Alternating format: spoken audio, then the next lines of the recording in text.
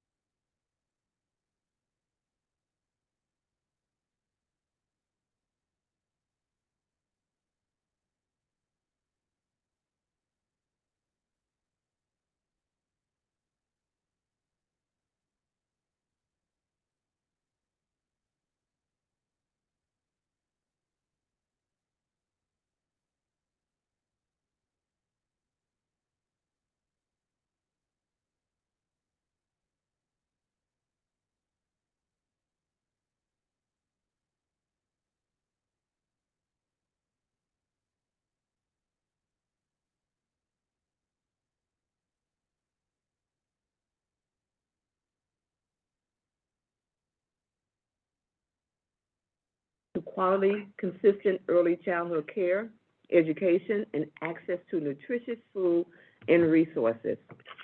Early and ongoing investment in families leads to better educational outcomes. Greater generational economic prosperity, access, and wealth building stronger communities and helps promote upward mobility. And it can also help build overall community health and well-being. This is important because gaps in early childhood care and educational disproportionately impact Black, African Americans, and American Indian children. Our racially and ethnically diverse communities are also more likely to experience food insecurity. On a note of that, we talk a lot about the gaps and inequities and disparities, and often we lift up the African American community and the Native American community. And it's my true belief that if we're going to begin to even reduce those disparities and create greater outcomes, we have to focus on that. So it's good to see that that is a priority coming out of Ramsey County. So the presentation will have 3 parts. An overview of the Early Childhood Initiative includes community and family engagement, strategic alignment, access to affordable quality child care, and the development of the child care workforce. Today's workshop will focus on 3 of these: community and family engagement with the Equity Action Circle family and youth committee and the family coach model. I've been here a good almost 12 months now, maybe, and I am still learning about these different work groups and alignments that we have. And so they just continue to just grow and do the great work. The early childhood, second, the early childhood effort in partnership with food security designed a palette to align WIC and medical assistant enrollment. And finally, you will hear a few updates of food security, including updated data and successes for the past year, as well as looking forward to 2024 and 2025. It's really interesting and I guess good to hear us talk about food security versus food insecurity. Put it in the positive, all right? And so with that, I am going to pass it on to Kathy Hadeen. Thank you. Good afternoon, Commissioners, and thank you, Chair Moran. And I think while you did that intro, we just popped up 10 more work groups for you to figure out. Next year. And that was just 10 in years. one department. We have been looking forward to bringing you this update. As you know, strategic priority updates come to you usually once a year. You've had bits and pieces of this come to you in different ways, and so we're excited to bring it all together.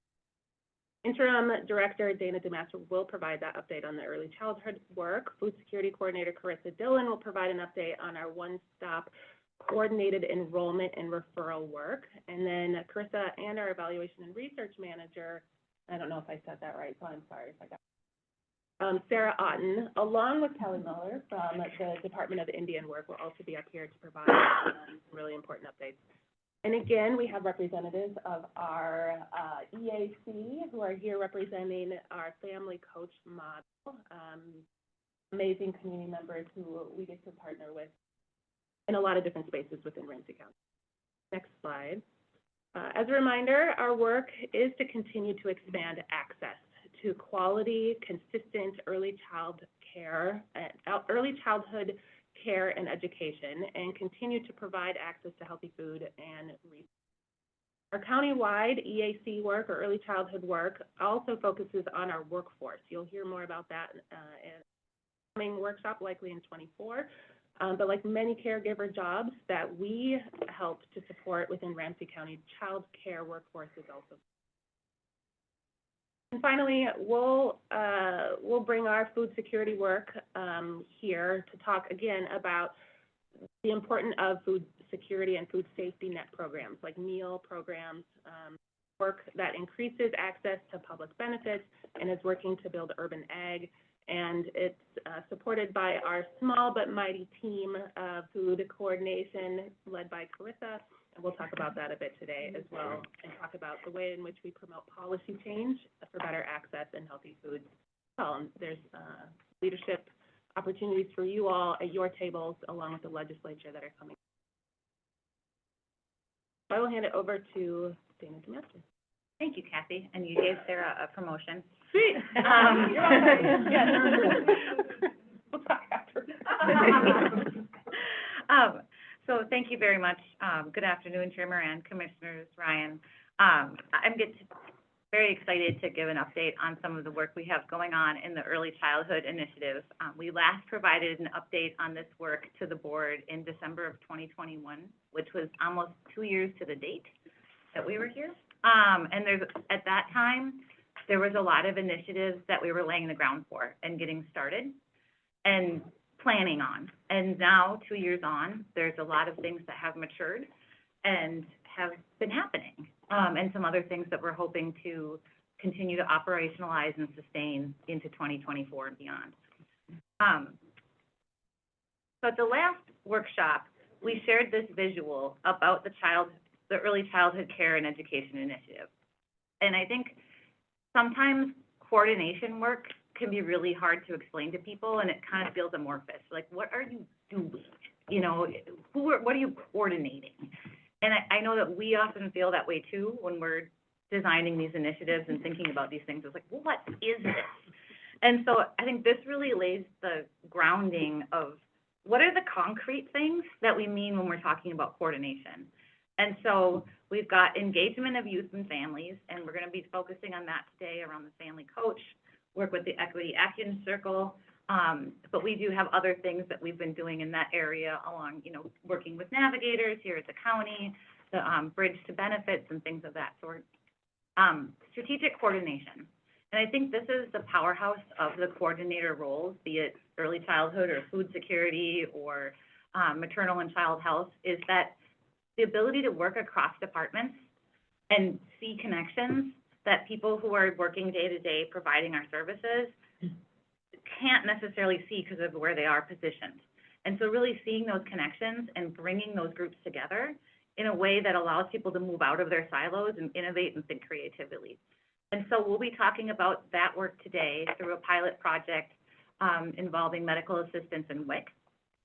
The other two parts of this are access to high quality, affordable care in the early childhood workforce. And that we've been doing in a really close partnership with Workforce Solutions. And so we will be coming back in March of 2024 to talk about the lower two parts of this quadrant, See, I even circled them on the slide. This is where we are today. This is marked down here. Yeah. So where have we been?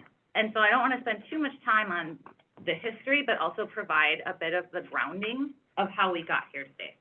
And so this project started in 2017, where we received a Pritzker Fellowship, and we had a fellow with us for 2 years, Nancy Lee, who really did a lot of the groundwork on this. And so really surveying families, talking to families, what are your needs? What are the things that you see as gaps around early childhood care and education? And how can the county help you? Also doing tons of work around data sharing and data privacy, and really understanding those laws so that we can respect people's privacy and the law, but also integrate our services across programs that have different data laws and different data systems.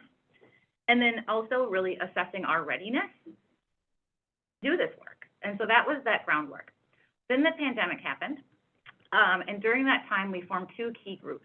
One was the Child Care Policy Action Group that was really looking at ensuring that the county, the schools, employers, and daycare providers were really aligned in providing childcare and how children were being cared for in the pandemic.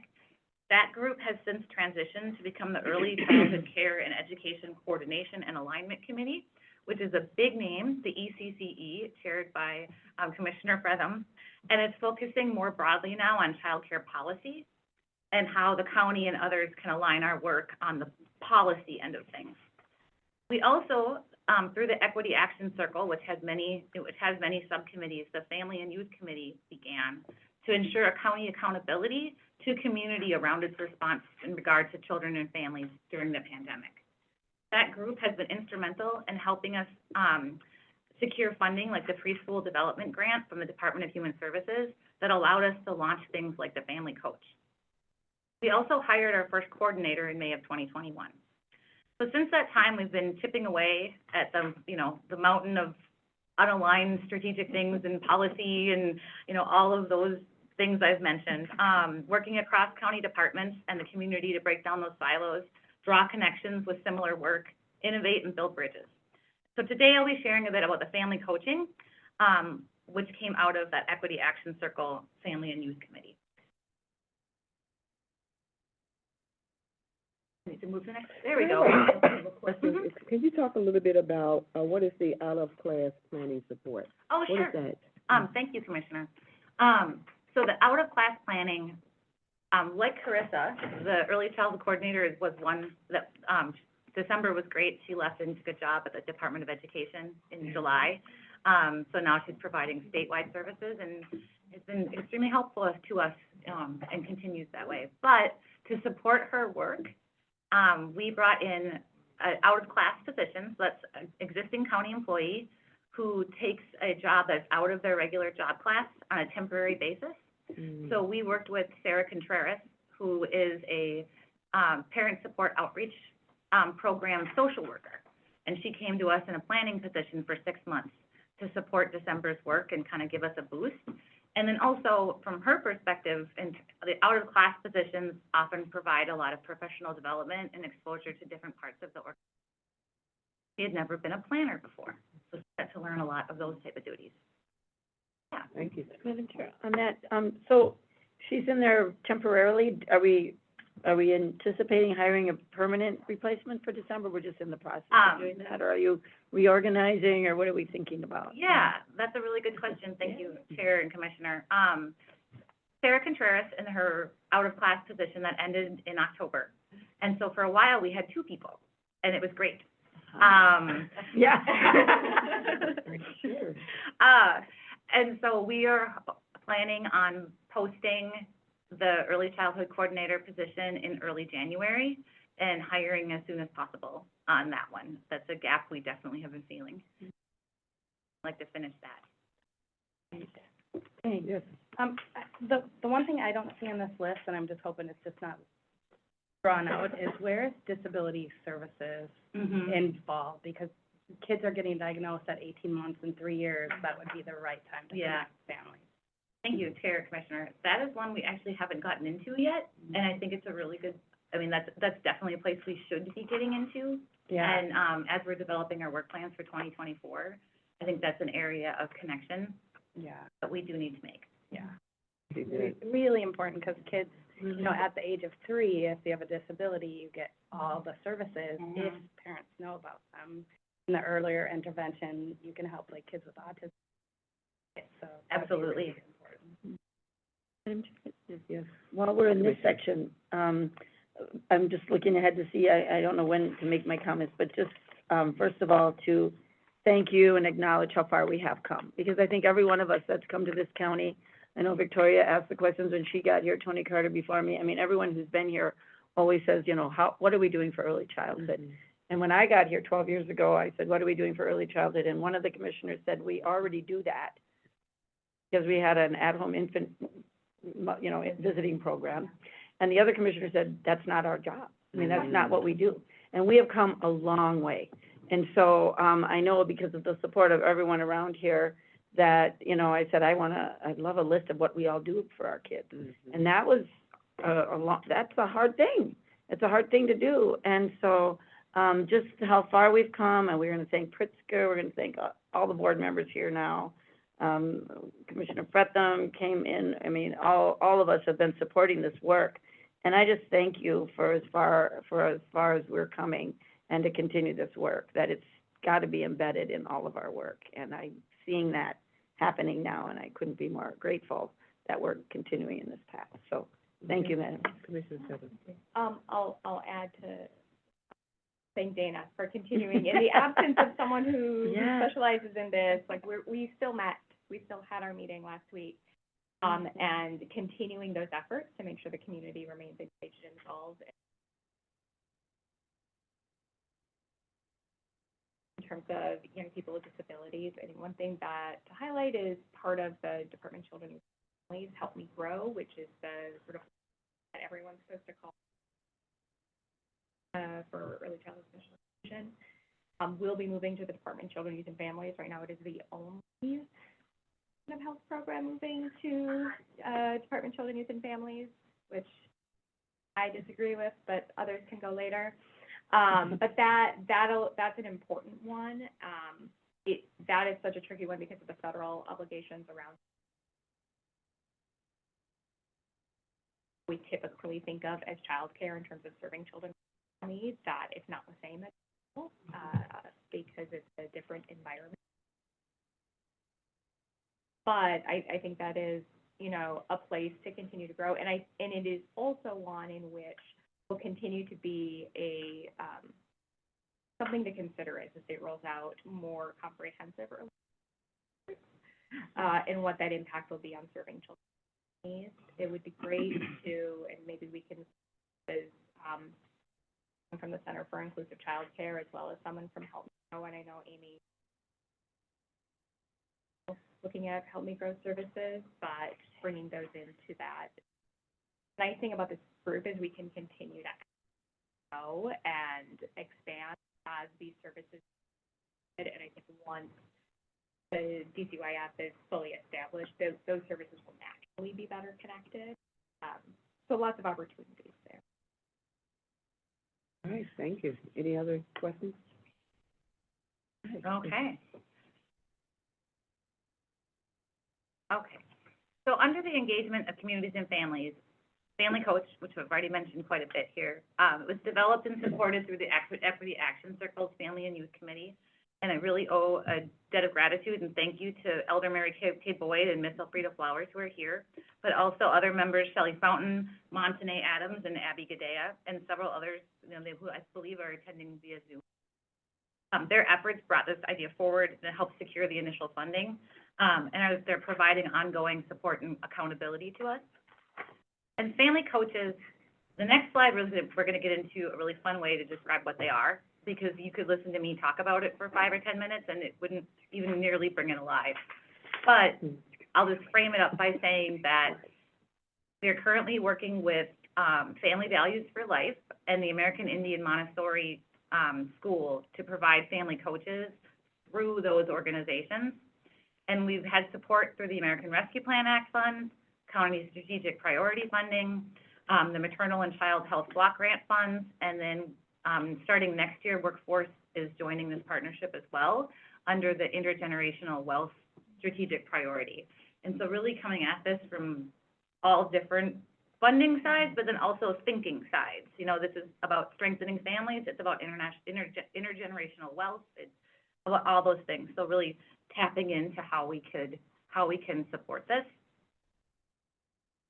But this is the fun part, I think, much better than listening to me. So rather than listening to me for 5 minutes, I've got a short video with some of the coaches themselves talking about their work and what they do. And hopefully everything works.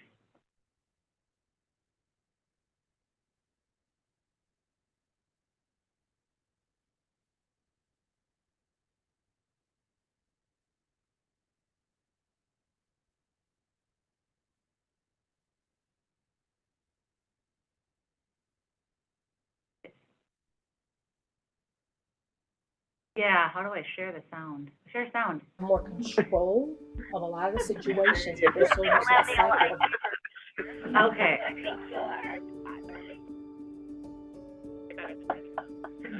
I try to tailor my approach to the families because everyone's uniquely different. Helping families just realize that they have more control of a lot of the situations, but they're so used to the cycle of urgent right now because that's been the survival of many of the families I've served. Everybody has their wishes and their aspirations for themselves and their families, even though they may be kind of buried because of life circumstances. But we want to see people thrive by working with them.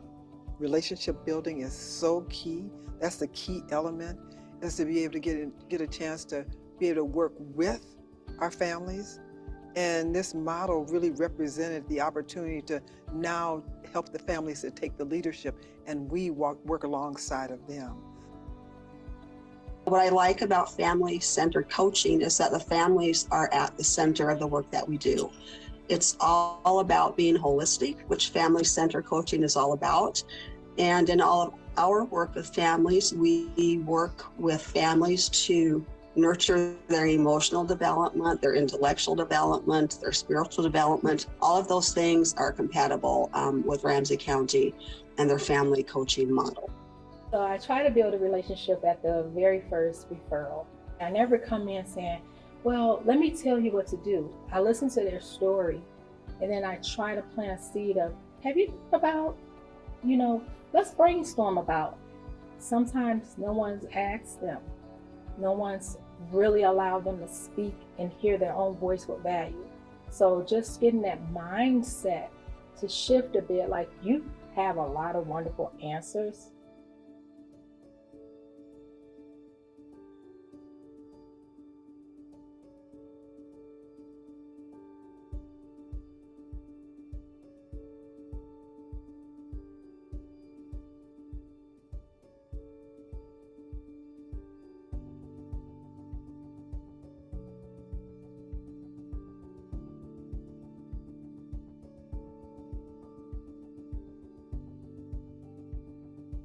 I can't define success for anybody's life program or whatever.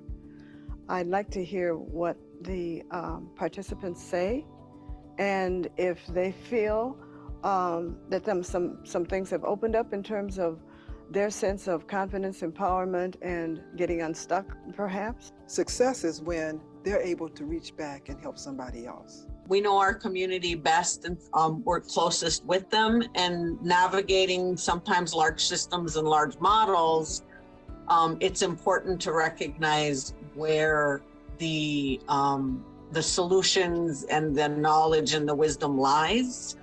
And the documents that I've reviewed, I don't think we have to tailor anything. What I like about this particular model is that there's flexibility to tailor it to the needs in the American Indian community.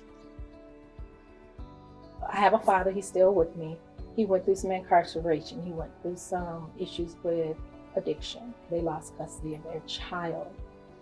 He did everything he could, and now he has full custody of his daughter. That was there before he met me. But now parenting. How do I get housing? What about this child care? I can't go to work because now he sees with a lot of single moms. And his even respect for that kind of shifts too. We've seen the successes from the past. I've seen families just really come from a mother who couldn't get up out of bed. Mm. That woman started getting up with the help of a coach, out of bed, even having dinner for the family and cleaning up her place. I mean, it was in her, but it was suppressed, and she was so discouraged. So we've seen a lot of success. And you talk about 6 to 12 months. It actually takes longer than that. You're just really touching the surface. You really got to continue the relationship building. People want to know that you care, and it takes time for them to really know that you care. When I'm thinking about outcomes and benefits, that at the conclusion, I would like parents to realize that they have tremendous amount of potential and that they're coming in with many strengths to share with the coaches. I think it's important that parents come out of this with a better perspective about Ramsey County and the desire to build a trusting relationship with a system that has not always been kind to American Indian families. Ramsey County is beginning to ask those difficult questions around racial equity and racism and how those structural inequities impact many of our communities.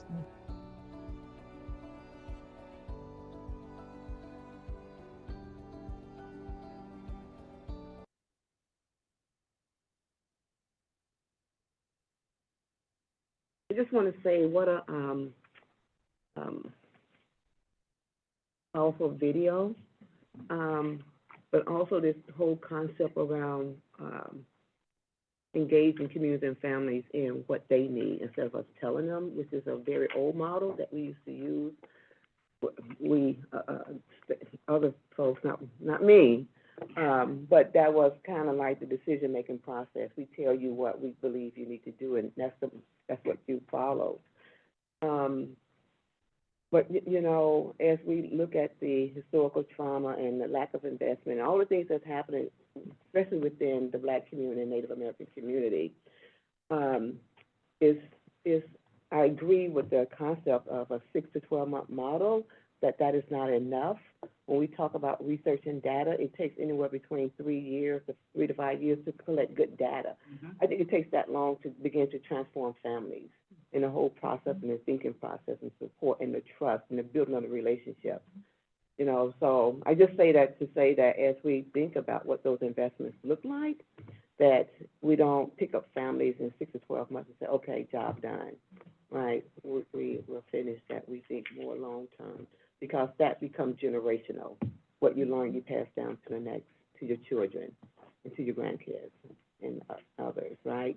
And so I think we need that, and we need it because, you know, as we look at today and the inequities that we continue to see and deal with, or we look at institutional racism and all those isms, so those are things that's been handed down from generation to generation to generation too. You know, so there's a lot of undoing that type of concept. And I'm just really always so surprised, informed, and excited to see the work that Ramsey County is doing and the way you're doing the work through an equity lens. But more importantly for me, it's been very surprising. It's been so uplifting to see the work that Ramsey County do in partnership with. Mm-hmm. And I think that's really important. And I think it's important not because Ramsey County is saying, it's important to me when I hear community saying it. And that's when you know you're doing the transformational work that needs to be done.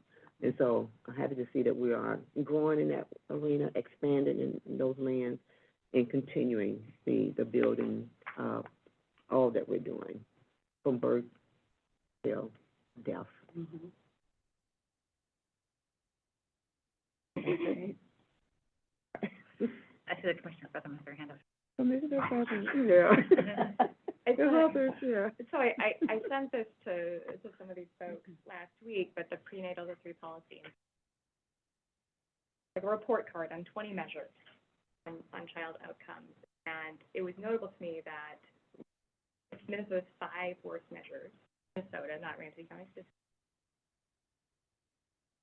We are covering 3 out of the 5 here today, and one of them has nothing to do. But they are, of those 5 worst measures, it was eligible families with children under 8, of households reporting child food insecurity, and then percent of children under 3 whose parents report not coping very well. I think that is such a hard one to get around. Absence of for healthcare that provides mental health benefits and support to be certified and reflect the community that they're serving. It's a much bigger issue, but even just implementing this very specific model that is really directed for those parents who aren't coping well, and how important that is in terms of child development and the adverse. Feel like they have some to reach out to, and what a important program this is. And I think a lot of folks will look at it and feel it is wishy.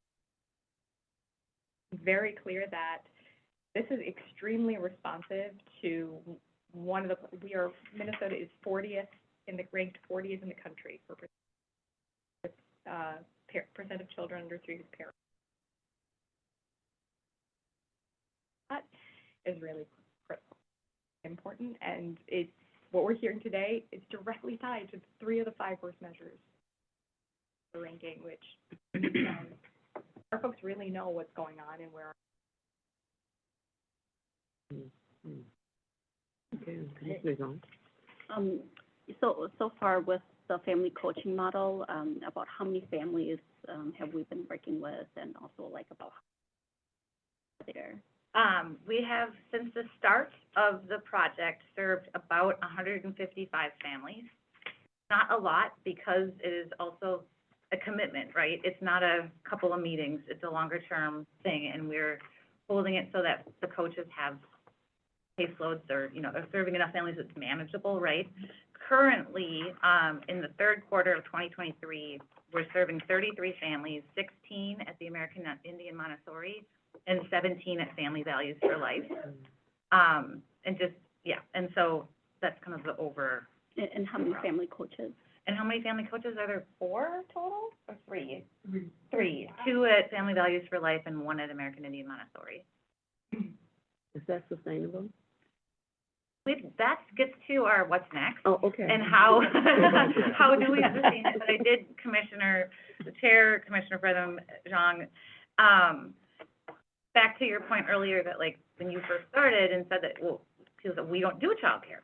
Well, we're not childcare providers, right? We're not Head Start providers. That's not our role.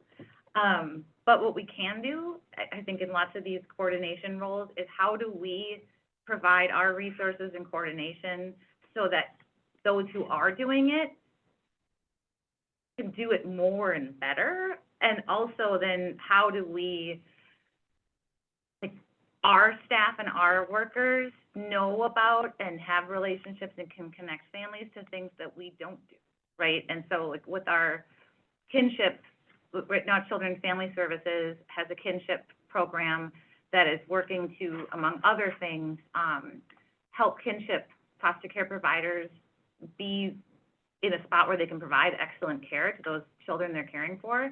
And one of the ways is they have categorical eligibility for Head Start. And so how do we make that accessible and useful for them and something that they can take advantage of, right? And so we're not providing Head Start. Mm-hmm. Okay. Yes, Commissioner Fredum. Well, I'm going to let her finish. But Okay. And then the final thing is, we provide, many case managers, navigators that are really navigators that are looking at our system. And that's really important work.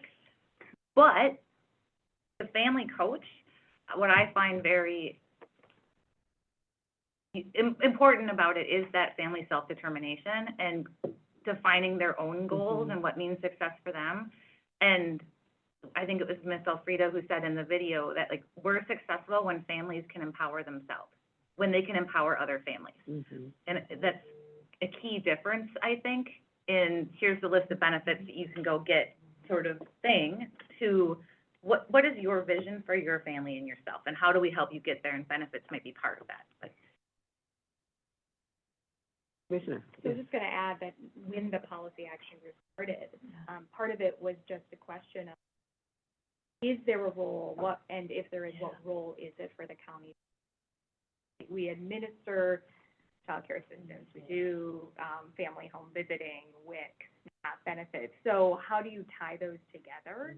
And I think what Dana called out in terms of,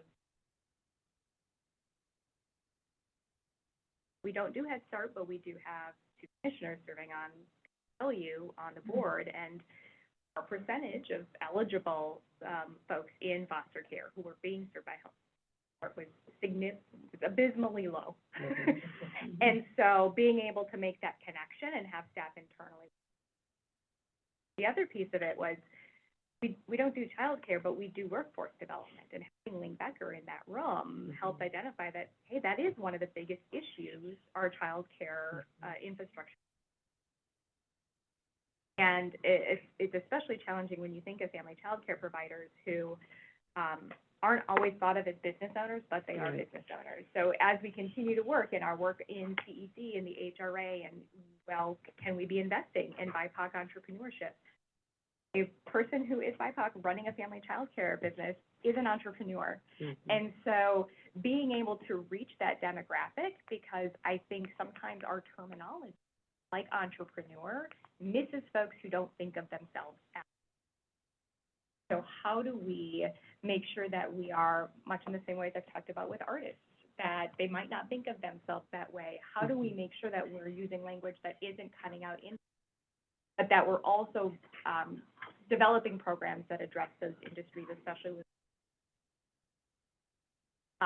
and then these connections that we're already making within foster care and child care. By, I think it's at next year, children in foster care will be eligible for CCAP, which it hasn't been before. And so there's a new connection as well to get additional subsidy to help families taking on that. And we've already got an internal structure now that can. Awesome. Good and needed. what's next in 2024? Mhm. Our first job is to hire a new early childhood coordinator, and so very excited to have that new energy and people. As well as then, we're talking about external groups and that we don't do this work, right? And so really looking at our engagement within external groups and how we can best align our energy and our staff and our policies and initiatives to make sure we're continuing to make and grow the right connections. The equity action circles were started in response to the pandemic, and they are being sunsetted. But we do look forward to continuing our work with that co-leadership and that co-commitment to this work with those folks through the Health and Wellness Service team and a partnership with Public Health. And so we are figuring that out right now and looking forward to continuing that work. And then finally, we have a lot of, I put internal alignment, silo busting. Mm-hmm. There are a lot of strategic alignment needs that need to happen within our own house, right? And so the guiding light to me on this is that families should only have to understand their need, not our system, right? And so we're successful. Families should only have to understand their need, not our system, right? And so, we've got work going on in social services, through Workforce Solutions, with MFIP Young Adult Program. We need to reach out to disability services, but how do we bring that together so that we're getting to the point where we have it so that when someone comes in, they're just saying, man, I'm looking for a job. I'm kind of worried about the safety in my neighborhood, and I really need some more books for my kids, right? And then we're like, boom, have it happen, right? And that's not going to happen fast. And so I'm going to hand it over now to Carissa to talk about one of the pilot projects we have going on that we're learning a ton about the opportunities, challenges, and what we need to do around strategic alignment when you're really looking at a bureaucracy. Before you jump to that, can I just ask a question? Mm-hmm. Your third bullet says sustain current family coach. Oh, yeah. So that's a lot of words, but it seems, what does that actually mean? We have 3 coaches. Yep. So these ladies are lovely and energetic, but I bet you they could use some help. Yes, absolutely, and I got so excited, I skipped over that one.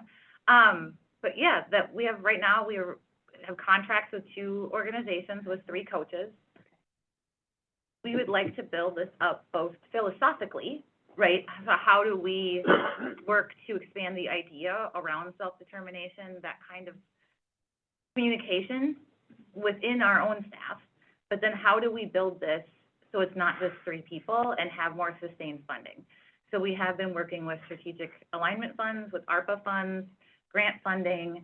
And so how do we, that's a big project for 2024, is how do we make this so it's not reliant on one-time funding and a couple of contracts? And so how do we build that up? And that's a big question, but that's the major work, I think, of 2024. And so that would be adding more coaches theoretically. Yeah, adding more coaches or more, and I think how we do that, right? Like, is it more coaches? Is it more contracts? Is it more of a philosophical thing? Is it a combination of both? How do we build that? Yeah. Yeah. Got it. Yeah, so I'll turn it over to Chris because I've eaten up all your time. Talk really fast. Good afternoon, everyone. So I wanted to discuss with you the one-stop coordinated enrollment. It was initially developed with December Brakefield before she moved on, and myself and the connection.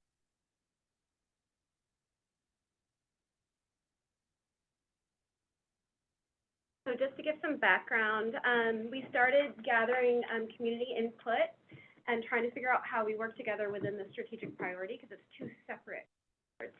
And we just kept hearing from community input and engagement is how community wanted overwhelmingly for the county to do some things. And so they wanted us to work in a more streamlined fashion to address community benefit needs, to help navigate complex systems and benefits on their behalf, provide wayfinding connection points through county services, and then also to build on the trust of one department that they may have already engaged with, or over to other services they could be eligible for. So we did brainstorm on how to do this. It took a while. This has been quite well over a year in the making.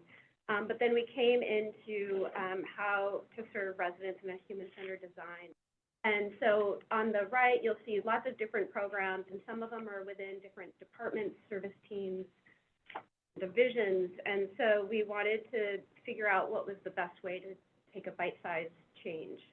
And we wanted to start with the 2 programs outlined in gold, because when you're on medical assistance and you're pregnant or have children under 5, you're categorically eligible for WIC. You automatically are eligible for WIC. That was the start of our proof of concept. This is hopefully not too busy, but I'll talk a little bit about a snapshot of what we've done. So currently our co-enrollment rate with WIC and MA is slightly under 60%, 57% of eligible families. And despite WIC doing some major strides and reaching out to pregnant people within our PMAP program or other direct outreach, we're missing some people that have food and other services during critical growth periods. So we tried to, we knew that our next goal was to get closer to 67% co-enrolled. And so we started the proof of concept in October. It was a little delayed because we knew the medical assistance.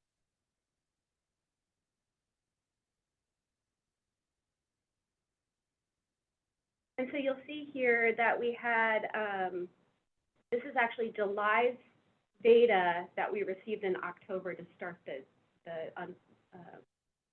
pilot. And this was actually supported by Residents First. So we have funding through Q1 of 2020. So you'll see that we received around 600 names of people on MA that were either categorically eligible to see or have children. And we had to have somebody cross-match all this data because it's 2 different systems. We'll enter things differently. So it's not just we can put it into Excel and have it push out information, especially with guardians that might not be the parent themselves, but are taking care, like a grandparent or something. We had to get their most up-to-date information to contact. And we sent them one of these colorful postcards to let them know about they could qualify for WIC. So that was our first step. And so just to point out, just the cross-matching alone for 600 this was about 10 hours. It's pretty intensive.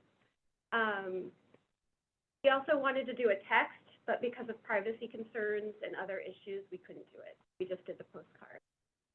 The next part of it was we handed over those who were eligible to WIC staff to call. And so a fair number of people had already aged out, because if they're 4 years, 9 months, by the time we old. And so WIC staff, just as a snapshot, we were able to get a hold of 26 households, but it took them 12 hours to get a hold of those 26 households.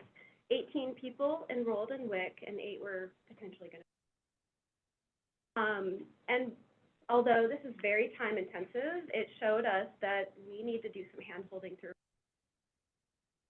They were very rich conversations and in-depth, but it is still worthwhile to show that, you know, because it's 2 different departments in different areas, and eligibility criteria, 2 different things, we're working to do this, and it's definitely worthwhile. We got 200 more names for November and 150 for December, and so we are hiring temporary. I have a question around the cross-matching, which I think is really, really important. But, you know, one of the things that we hear consistently is about the system that does not talk to each other. And so how do you do that? It's you know, because I think 12 hours spent calling 26 households is like a lot of hours. You know, is that because a lot of the time is spent trying to cross systems and find them, or? This part was actually just calling on the phone, leaving messages, or talking families through why they should be on WIC. The other part of 10 hours of cross-matching was actually Sarah Otten sat down and received the MA Unwind updated information, who's enrolled in WIC, and she had to go in and kind of cross-match different names. Maybe there was a space. Can I add? Oh, yeah. Thank you. So medical assistance is a Department of Human Services program. WIC is a Department of Health program. They have 2 different databases. They have different data privacy laws, right? And WIC has very, very, very, very strict data privacy laws that restrict anyone who's not directly involved in WIC to look at the data. So like even having one of our evaluators be able to look at the data required an additional MOU and like legal review. And then when you get down to actually matching the data, there isn't a number or an identifier that says that this person is this person, right? So someone applies for MA, someone applies for WIC. There's not like a number or a single thing you can say, so you're going off names and birth dates. And so every, you know, Muhammad Ahmed and every Jennifer Johnson, you have to, there's no other way to do it but to look by hand. And so that, I'm hoping that through some of IS is working on, in the next coming year, some data architecture around the county.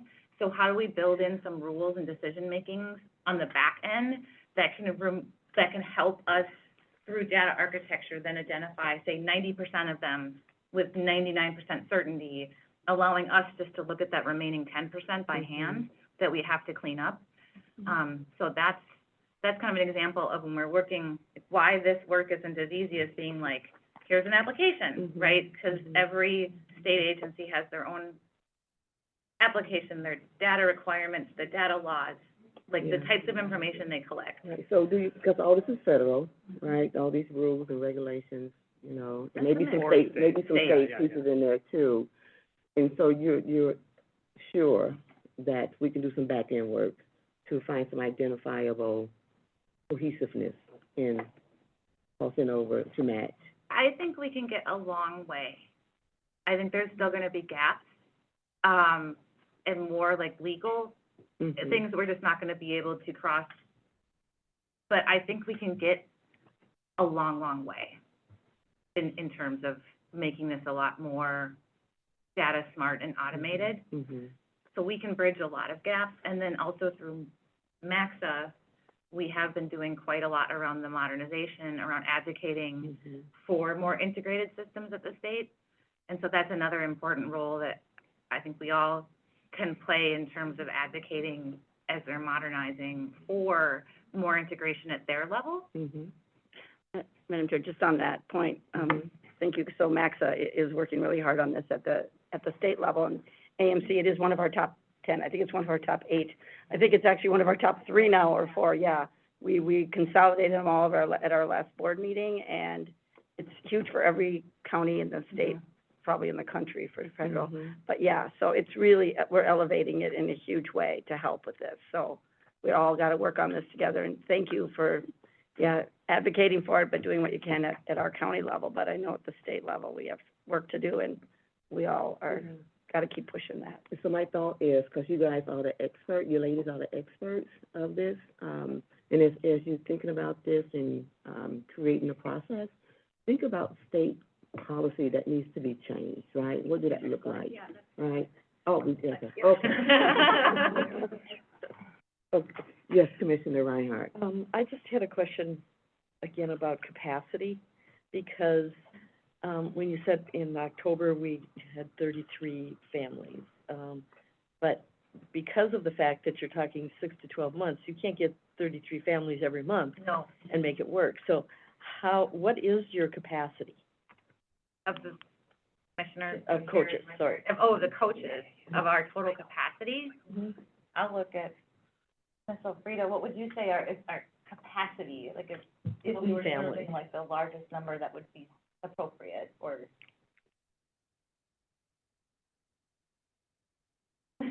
You can get back to me. It depends on the family's needs.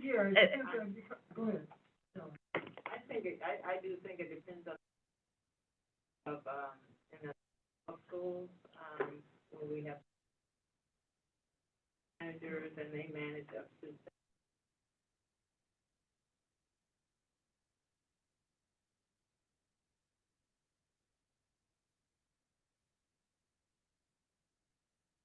And then have you ever, with all of the calls that, well, at my age, I get a lot of calls about Medicare and whatever. I don't know how to handle my money, I guess. But anyway, but I mean, it's, I would say probably 6 calls every day. It's ridiculous. Well, especially when the Medicare open enrollment is going on. But regardless, so I mean, I get to the point where, I'll listen for a little bit because I don't want to be rude. But I mean, are these all done by phone calls? Because if I get a phone call from somebody and they say, I understand that you qualify for WIC, I would probably say, okay, this is a prank call. So how do you get past that? Because you have to, somehow, you identify yourself, but you also have to say that I have knowledge about you that you didn't know I had. And that would make me very wary. Commissioner, so at this point, because of the data sharing privacy, this goes to people's homes in a generic to household matter. I don't want to say we have your information. We don't, because we don't want to share and make people uncomfortable if they qualify for things, if they don't want it. So when they do the phone calls, it's more of, you could qualify for WIC. It's coming from a county phone number. Hopefully they got the postcard as well, and then they leave a message they can call back, follow up as well, in general. Okay. So there's a way that somebody can feel comfortable with it. And that was because I thought, how many aren't you getting to because they go, oh, prank call. Yeah, I'm just wondering, I mean, I'm assuming that there's other ways you're also communicating with people, not just phone calls. And my kids are on MA and WIC, and I feel like when I signed up for MA, the person who helped me sign up for MA said, did you know WIC? Is that not still happening? And the same, when the kids were born, the nurse handed me here's how you enroll in WIC. I'm just trying to figure out, like, are we not doing that anymore? I think, well, Commissioner Chair, with people signing up online now through MNsure, they're not necessarily having that conversation with a financial worker who can review all of their eligibility, right? And I don't know, you know, whether they have this is other things you benefit for on the MNsure. I don't think on MNsure. I think, so there's this tension between, for public assistance programs, there used to be a lot of requirements for some. You need to come down to the office, you need to have this 30-minute meeting with us so that we can like inspect and make sure, and that's really burdensome. And so a lot of those requirements are being removed because they should, because who can get down to have this appointment, like another hoop to jump through.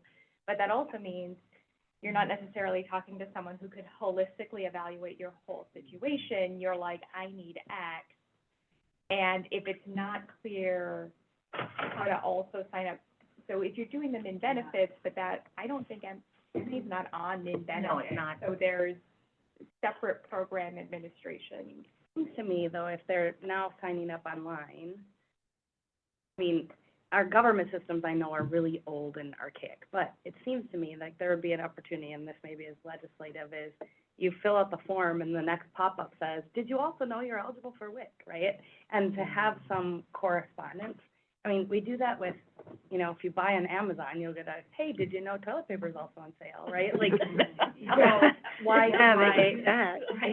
Like, why wouldn't you be able to do the technology exists? I know it doesn't exist at our government level, but to me, it seems like that's the next advocacy role, is to say, we have to have these things connect in the technology.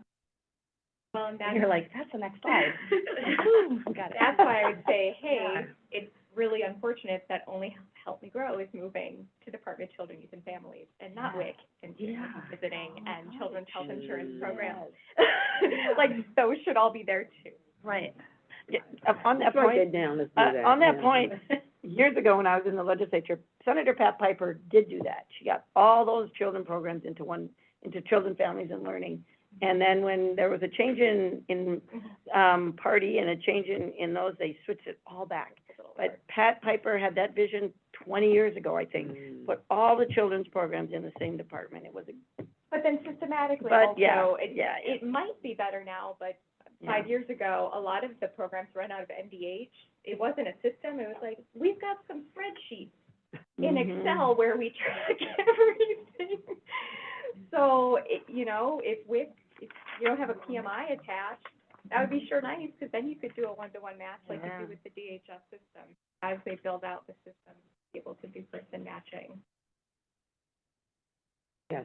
I think that's a good point, what you brought up earlier about AMC and MAXA focusing here. They're only focusing on the tech.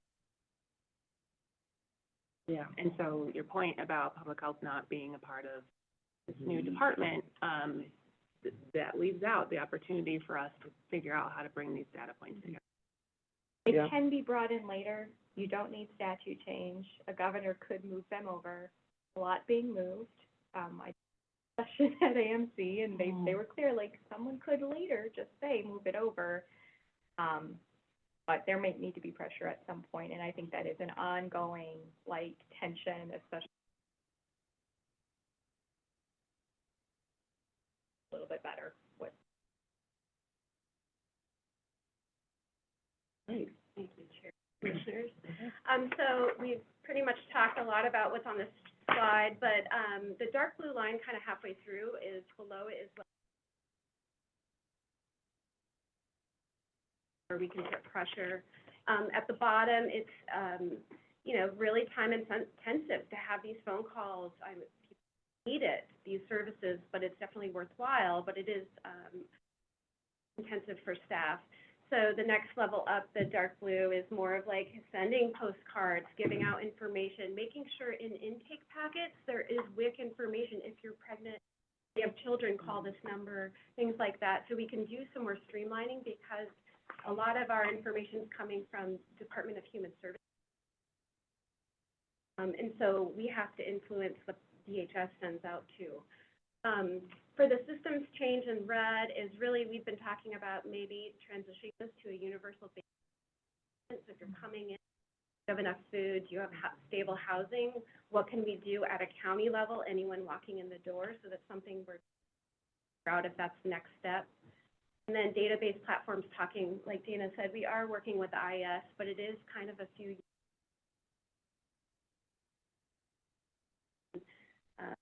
enrollment platforms to talk to each other so that we can go around and serve people in a holistic. It's a lot, but we're excited about this pilot and what we've already learned from it. And then Who has the ability to do that? What'd you say? Who has the ability to do the database platform talking? Well, we're talking to IS now about it, and they are looking IS. into something. That's all I can say right now. It's a couple of years down the road, but they know we can serve better, people better in a way. And then, of course, putting pressure on MN benefits. WIC is not part of it. You know, we just are you a veteran or is your family a veteran to get it? No, that's not the question. Never ask that Well, question. thank you. Always say, have you ever served in Have the you ever military? Because women won't identify as veterans most of the time. And so then you're still missing. So say, have you ever served in the military? And that starts the question. Wow. And we're seeing these big gaps where we're not even able to get veteran service.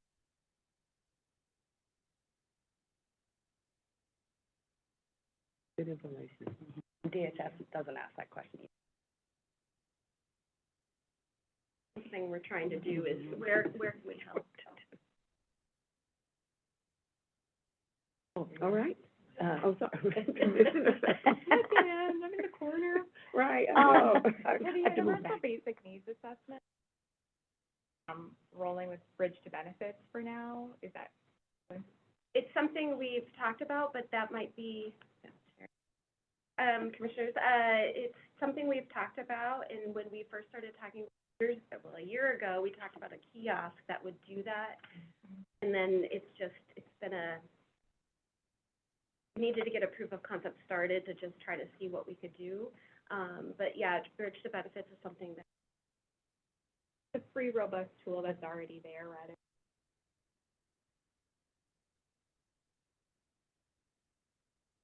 Children's Defense Fund.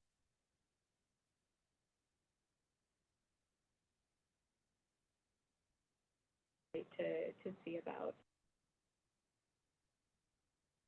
And I know that kind of had part of the foundation for the mission. It does more, in WIC. yeah, and it, doesn't miss out, it misses out a little bit on, the assistance, which bridge to benefits.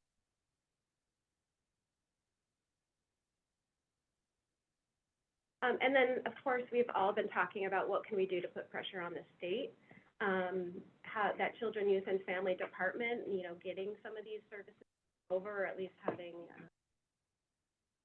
benefits. We're working with the county attorney's office on even data sharing, putting pressure on it. So that this is part of a bigger thing. So it's not just this one, we're doing this one-stop referral and enrollment proof of concept, and that's the end, is we're still doing.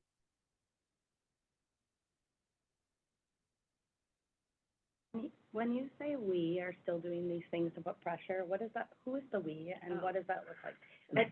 As I'm just thinking as commissioners, is that a letter from Ramsey County to the governor's office or to DHS commissioners? So I've been working really closely with government relations on this, and I know, yeah. Agreeing with you. Yeah, that's it. With the food security, this impacts, everyone in this program too, is working with, we've gone to Hunger Day on the Hill, the Hunger Policy Conference, just keep continuing to talk about it. Some of the, like, they already have platforms to try to kind of push, how do we get MN benefits or other.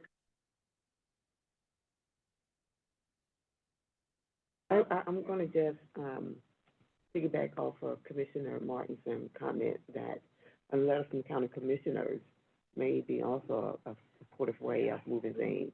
So they just keep those things in mind. We want to be in partnership with the work that you're doing, and use our ability in relationships to further our common agenda. Then I will continue, I know. So with the food security update, I'm gonna step down and Yeah. let Sarah come up. And then we'll have Kelly Miller as well join us in a little bit. But our last workshop was in November, so a little over a year ago.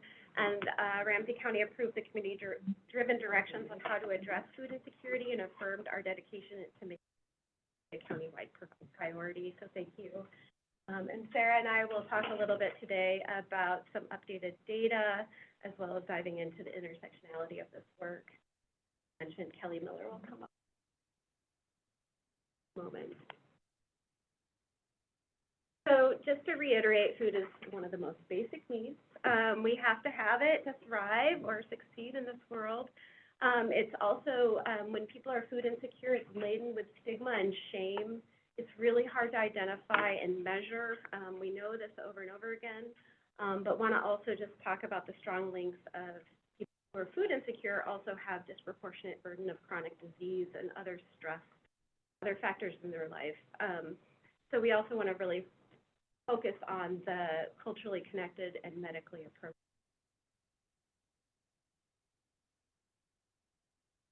And so I'll turn it over to Sarah to talk a little bit about the county level data. Thank you, Carissa, and good afternoon, Chair Moran, Commissioners, and County Manager O'Connor. When we look at quantitative data, it's important to remember that it's very difficult to measure hunger. Food is a basic need, and it's a really deeply emotional issue, and people have a really hard time talking about it. So this makes it more challenging for us to understand where the biggest needs are so that we can allocate our resources most effectively. And right now we're using a range of different sources that we use to measure food security. We're trying to reduce our reliance on these national measures or single statistics or estimates that really either don't provide data when we need them, or they're using formulas that aren't really a good fit for our county's demographics. So we're working to develop better local data sources. And one of those is the FAS data set that we collect as a county for benefits like SNAP and WIC. These are good data because they're timely and accessible for us, but they are proxy measures and they don't tell us the whole story. So, for example, it's estimated that about 40% of those who are food insecure actually get SNAP. So if you're looking at SNAP numbers, you're only getting about 40% of the picture. So it can tell us where some of the gaps are, but it doesn't tell us the whole story. Another main source that we're using are data from our various partners in the food safety net system who are local and work directly with our community. And those data are also timely and useful, but limited because they're one organization's effort and we can't really generalize it to the whole population. But these help us identify trends in the system. And then we do look at some external data sets that estimate food security rates at the census tract level. We really want to get sub-county, state numbers, even one county number. It doesn't tell us enough to make good decisions about our resources. So we are using some of these numbers to map food insecurity around the county and see neighborhoods and communities where our food insecurity rates are higher. So we're going to look at some of those data now. Most of the time you're going to see food insecurity reported in a pretty basic manner. So these are actually some of the same data that we presented to you last year, but we want to list them up again because they're a really good demonstration of how we've shifted our work based on the holistic approach to strengthen families' strategic priority. Because if you look at this, it's a really very county-centric perspective to start with. So on the left, we have a single food insecurity rate for adults and one for children, and we compare it to the state average. And it's a little bit superficial. It doesn't really go deep enough to tell us who is in the most need, other than children are a little bit higher than adults. And then on the right, you'll see SNAP benefits disaggregated from a county-centric perspective of who is using our SNAP benefits as a percentage of a whole. And so that is, again, really just looking at it from our perspective rather than from a holistic perspective. So when you shift your thinking, you start seeing measures like this. So if you're looking at the measure on the left, this is SNAP Pie, which is based off of a USDA measure that estimates what percentage of our low-income residents are accessing SNAP. So 50% would mean that half of our low-income residents are accessing SNAP, and that's about where the county is at that 51%. But you see a lot of variation between the residents who identify from various ethnic and racial minorities. So that gives you a different picture. And then the data on the right are actually our own SNAP data, disaggregated by a percentage of the whole community rather than Ramsey County services. So you can see, again, a lot of variation. And if 43% of all of our Black and African American residents are on SNAP, and only 10% of the Latino population and the multiple race residents. Question. Yeah. So on the SNAP Pie, yeah. Before, on SNAP Pie, you have here, 38% of Black and African American residents, the food insecurity is 43% here. For Native Americans, you have 2% on here, and. So you're looking at, this one. Yeah, so So what's again, the this difference? is a percentage of the whole. So this would be taking Ramsey County's benefits. We have 86,000 people on SNAP. And that's the N, and then I'm breaking it down. So 2% of that 88,000 or whatever is multiple race. If this takes it, so this is saying, I didn't bring the numbers, but it's like 70,000 Black and African American residents are in the county, and 35,000 of those are on SNAP. So it's looking at the community total rather than the Ramsey County total. So it's really shifting the numbers. Because if you look at this pie chart, you wouldn't really know who's getting it and who isn't getting it, because, well, what percentage of the population is the Black community, and then, like, how much of the pie is their pie, you know what I mean? So that's when we really just started shifting the way we were looking at it. We started seeing data from a really different angle. And this is something that we can start to make decisions based off of. Yeah. So then what I'm hearing you from looking at this chart is just that white and Hispanic communities are like underutilizing, like they're not being served by SNAP. This is a calculation, so it's a calculation of who is under poverty. So the one on the left is an estimate, and the one on the right is a real number from our system. Thank you. But you do understand it correctly. So we have different groups, and then within these groups, we start to ask questions about who within our white resident population is not using it. So when we're doing the shift in perspective, we can really start seeing some better understanding of where the needs are, and we can start thinking holistically about how, for example, a SNAP benefit fits into somebody's lived experience rather than what is Ramsey County giving out.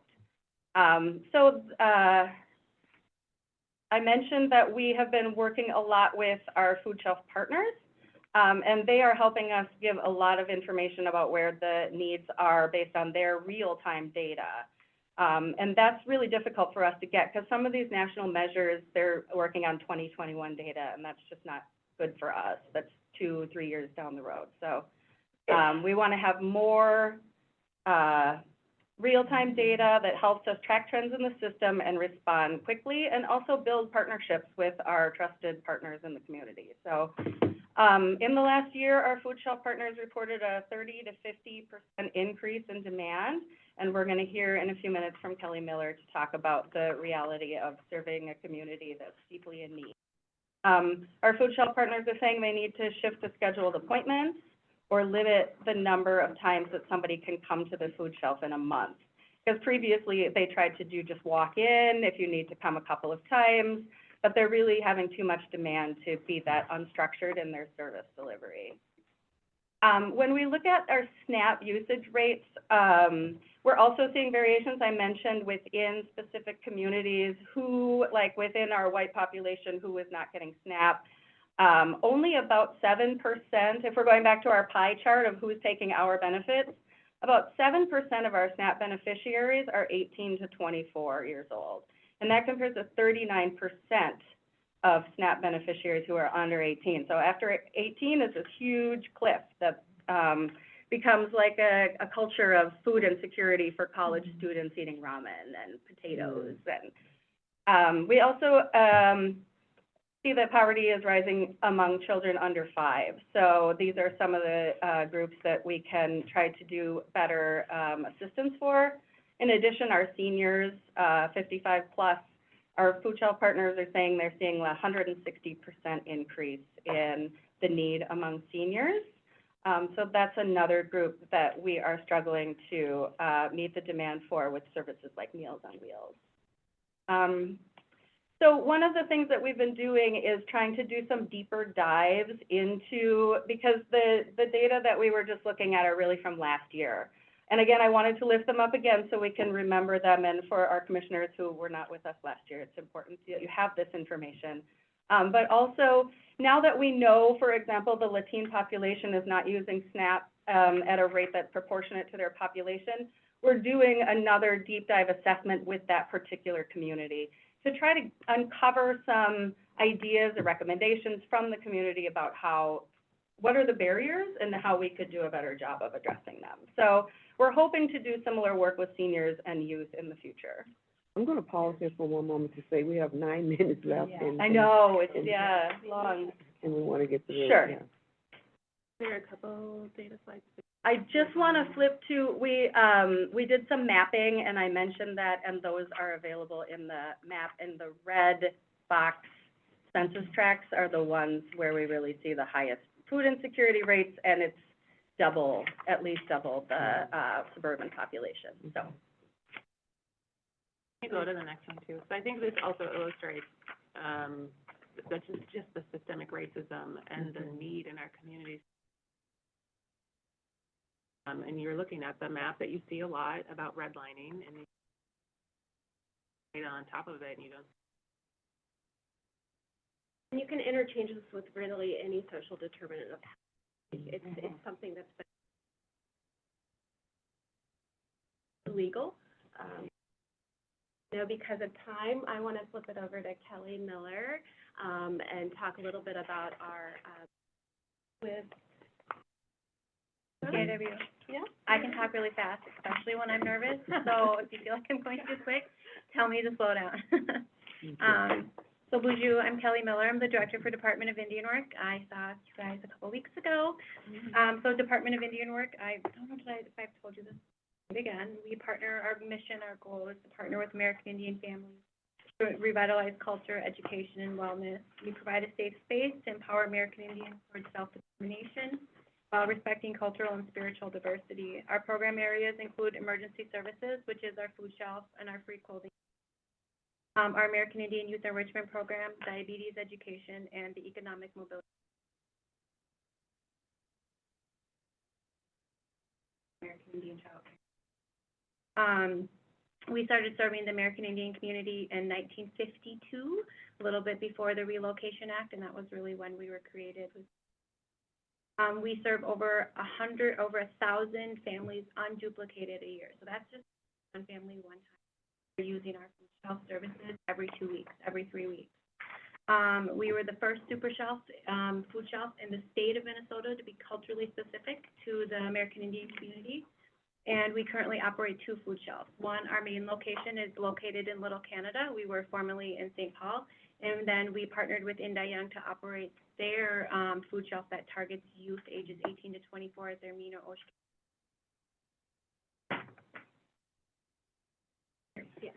So this right here is a graph that I did when we do our fiscal year-end reports, and I love looking. And this trend started in 2015, and it shows where the increase in demand on poundage of food that has gone out the door. So we have seen an increase in demand in food shelf services. These numbers compare for fiscal year 2022 and 2023, and our fiscal years run from the end of, or July to the end of June. The graph shown is the trend in food distribution throughout the last 8 years. You can stayed the same, but that was also during the pandemic when there was a lot of safety net resources, not just for food shelves, but also We were able, and there was more food shelf funding available as well. We are a recipient of a Ramsey County Food Security contract, and we have started that contract in January. It was December 30th of last year, and it goes until the 31st of this year, and $75,000. So since the start of that contract, our food shelf has given away 200 of food to 3,154 individuals and 1,063 households, unduplicated. So that's, again, counting these households once. The dates for this report that I just ran were from December 30th of last year until November 3rd. Full month of November and this month. And that is a 38% increase from the previous year of food distribution and households served. And I can say that this contract is 80%, probably 100 on food or at least rental for the cost of our facilities. And we are just one food shelf that is seeing this demand, that is seeing this increase. I also want to note that I spoke with just coincidentally, our CFO was closing out the month's end, and our food budget at DIW for the whole fiscal year is around $55,000, and we have surpassed that already and are over budget at $60,000 for the first 6 months into our food year. So the demand that we're seeing and on the groundwork is, the need is there. And like I said, we're one food shelf. So I want to go into a little bit of positive, because there is positive too, right? Our families, so these are two of our families that have been DIW participants and families for many years. Oftentimes they came into the food shelf with their grandmas, with their moms. One of them was actually a staff member of ours as well, because it's really about empowering that community. Both of these families are active in our food shelf, our American Indian Youth Enrichment Program, and the one on the right is family coaching. So these families know that they can turn to us in times of need, that they know that we're a trusted source, and that we will be there for them through the tough times. But I just want, food insecurity is real. I liked how you asked that question about the actual numbers, Commissioner Moran, about, well, why is it the pie compared to the numbers? Our population in Ramsey County is less than 2%. And when we're 1 in 4 of our community is on SNAP benefits and receiving services, our data is, for such a small population, we have one of the highest. Seeing it on paper is a lot. It's much. That is all that I have. So, ask Kelly a question. You ask a question. Yeah. So I know in many cultural groups, one of the biggest barriers to accessing food is shame. Yes. So what, sorry. Yes. But we don't do that. So, Thank you. Our emergency food shelf manager, Teresa, is absolutely amazing, and she always says if there was a best food shelf award, it would be DIW's biggest supporter. But our goal and the culture that we've created at DIW is really, when you walk into our doors, you can feel like the relief, the sigh that, you're going to get the help you need. You're not going to be shamed. You're not going to be turned away. So, and that is, like you were mentioning, Carissa, earlier, food shelves are turning to appointments. They're turning to only helping so many people a day, or, reducing their hours. We've made it a point to not do that. So can serve anywhere from 30 to 40 families a day, and we're only open 5 hours a day. That's it. And we also have made access really easy, because we know that we moved out, when we lived in St. Paul, we relocated to Little Canada, so we're closer to our target demographic of the American Indian community, but Metro Transit shut down the closest bus line 2 months after we moved in. So we have a van, it's called the Indigivan, and we deliver. So, on your list, right? So really, and we're not saying you can only deliver to elders. No, we can deliver to anybody. If you are a mom with 3 kids home sick and you don't have the gas to get, you just are having a tough day and cannot make it in, we get it. We understand, and we want to be able to make sure that you have, because like you said, food insecurity is not visible. It's not something you see like homelessness. the last thing on people's minds, to worry about, or think that there's always somebody out there that, you know, is struggling more than me. And it's like, well, if you're cutting meals, if you're skipping meals, if you are not paying this bill so you can get food, then you're food insecure, and you should really be seeing a food shelf to help. Shame, guilt, any of that, and oftentimes just getting through our door is the first step, right? And then it's, nope, I just need food. And I always say, if the aisles could talk as you're walking a family through the food shelf, that's when you really find, well, you know, I'm really struggling and I need to pay my electric bill. And it's like, okay, well, sorry to hear that, but we can help connect you to this resource. Or, you know, I'm really behind on rent. Well, have you reached out to the county for emergency services? Have you reached out to, you know, we're more than just a place for food. We're a place that community can trust and feel welcome to come to. Amazing, thank you for that. I have a couple of questions from the county manager. Thanks, Madam Chair. I think it's just one. One, Sorry, okay. I just used 2 fingers for one okay. question. So I'll consolidate. Thank you for the presentation, Kelly. My question was gonna be, as will come as no surprise to you, we're hearing similar stories from other food shelves across Ramsey County as well. And I appreciate the reference to the work the county is trying to put into the space, but it's not enough to combat what we're seeing here in these trends and dark reality. Are you talking with the other food shelf providers right now about talking to the legislature this year? Are those conversations happening? Do we need to make them happen? That's kind of my... I think it's a little of both. So, yes, we all talk. We know each other. We attend other events that rally around food shelves. We all usually go for the same funding because, you know, in the nonprofit world, you're competing against each other, and oftentimes when you serve communities of color and low income, you're fighting for each other for the funds, and they like to do a great job at, oh, I checked this box, I served that community, and I'm done, and I'm talking about it.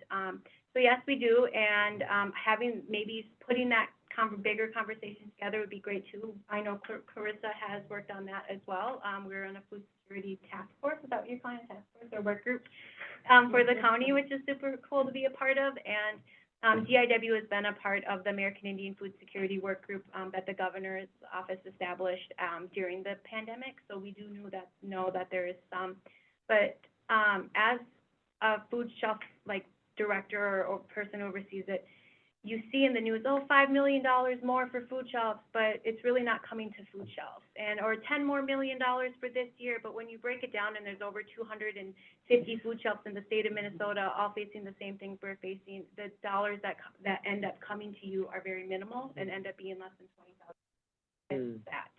I know there was just recently a big announcement made for food shelves for $5 million, but that specifically, from my understanding, goes to food banks. And food shelves are not food banks. There's a big difference. And the food shelves are doing a lot of on-the-ground work and seeing the demand and the... Yes, so, Commissioner McGuire, and then... Can I just ask the difference between food bank and food shelf? Yeah, food bank is where we purchase our food in bulk at a reduced rate. But so think of Second Harvest or the food group. Got it. Yeah. So are people who are not Native American, can they still come to your food shelf? And what percentage of yours are actually Native American versus? Actually, I just got these numbers right now. You're so good. And this is what, I got this, Yeah. like I said, I was talking with our CFO and our CEO today about funding and how we're gonna continue to operate this year. And so our demographics, I know that the participants so far, that have been to our food shelf since this fiscal year is around 3,000 of them American Indian, then the next highest is African American at just under 1,000. Then it goes to Caucasian or white at 750, and then Hispanic at 865. I will say our Hispanic community, we have a bilingual food shelf assistant on staff, so we're really reaching that community, and I think word of mouth spreads faster than any marketing can. And so when you hear that you can go into a food shelf and you don't have to struggle with a language barrier, it's a huge. We're seeing a lot more of our Hispanic relatives use our services. So, Madam Chair, I'll talk to you afterwards, because of course I represent Little Canada and I want to know much more about you. And I hope we're getting a bus. I don't know if that's part of what Ling was working on in that area, but we'll talk about that too. But, so I'm on the Roseville Community Foundation board, and Little Canada is in our community foundation. We actually have money to give away to businesses, to anybody that operates in the Roseville school. So I'm telling everybody this: if you have any entity that operates in the Roseville school system, which includes Little Canada, we have dollars, to allocate. And, we're making the process much simpler, so we'll talk about that offline too, but opening it up to anyone in the Roseville school system, Falcon Heights, Lauderdale, Roseville, Little Canada. We do lots of food shelves and stuff, we do lots of good work. Awesome. Oh, if you want to close it up? I'll or- wrap us up. I know I didn't get to talk, a lot on what our strategies are, but this is hot off the. There's a lot of interdisciplinary, interdepartmental work going on, working with libraries, maybe to even do a satellite food distribution. We have stuff within Veteran Services. We're starting to do food insecurity screening and getting them meals for veterans. And, thank you also. I'm hiring somebody in January. Thank you for approving that, and there's a lot of work. I see it really focusing on urban agriculture and food rescue so that we can divert trash and food that's about to expire back to feed people immediately. And then, of course, working in more advocacy. That's really, and kind of talk to people in a line. We don't even talk to people across the river a lot, so we've been working to meet more and more and start to put pressure on this. There's a lot more, but that's what I'll end, because I know we're over time, and I really appreciate your And time. we'll just add to that we didn't even get into the types of foods that are available Right. and what people eat and how that contributes to chronic diseases. We're going to live longer and healthier lives because of what they eat. We are going to see this as something that we need to focus on. So there's a lot of work to do in the next couple of years on how, we need to invest more in this. Well, thank you all for your presentations. It's been very informative, and we appreciate your work and your advocacy and all that you do to touch families. Madam Chair, just one comment, because this comes up a lot when people talk about tangible things. When people ask you what came out of the county during the pandemic, I would actually point to this document and this strategic framework as a place where this did not exist in the county in any strategic way pre-pandemic. There was a policy action group during the pandemic. Commissioner Ortega led the policy action group. Carissa moved into the role she's now in. Kathy's moved that role closer here. We've been working with folks like Kelly. And now, to see this come out, this is one of those tangible examples of something that when we say pandemics are miserable and create all sorts of challenge, but things can come out of them, this is one of the things that has come out of it for this county. We appreciate it, and it's short, so that is awesome. Hey, Commissioners, just want to remind you, we have to go up to the chambers to do our B-roll filming. They're already there waiting. Wow, so we gotta go down? Okay. Congratulations, I saw that.